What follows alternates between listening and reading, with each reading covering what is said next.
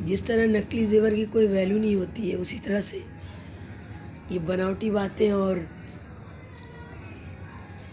लोगों को मैनिपुलेट करके अपने काम निकालना और लोगों को इस झांसे में रखना कि उनके लिए कोई उनके मन के अंदर कोई अच्छी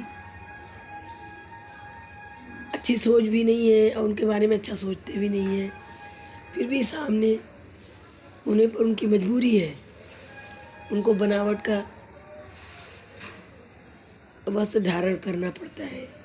हाँ, शब्दों के बना जो होता है वस्त्र को धारण करके ज़बान के ऊपर अपने जो है सुसज्जित कर लेते हैं। तो इसकी आवश्यकता नहीं है, ये नहीं भी होगा तो चलेगा, क्योंकि जिसका लक्ष्य क्लियर होता है, जो अपने लक्ष्य के लिए तत्पर रहता है और उसको मानवता की चिंता होती है, उसको अपने स्वार्थ के लिए बेचैनी नहीं रहती कि खुद के स्वार्थ के लिए उसको कुछ करना है, स्वार्थी जीवन जीना है।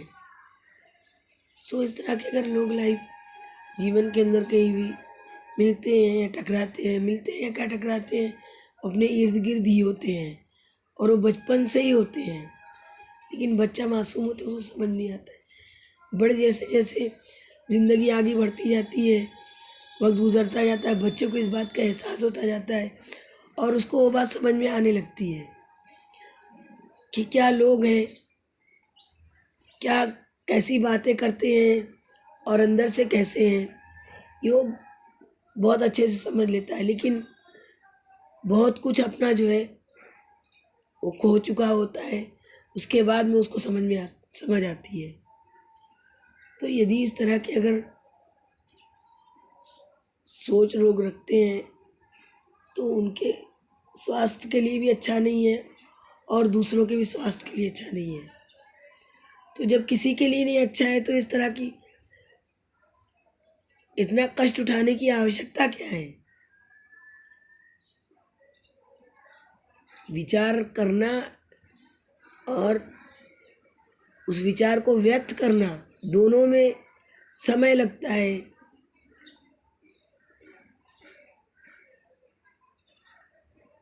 और उसके अंदर एनर्जी जाती है।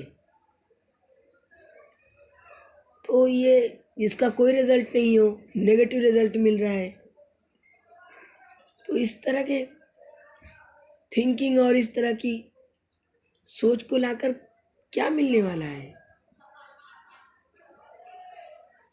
कुछ नहीं कर पाएगा। ये बातें होती है बस।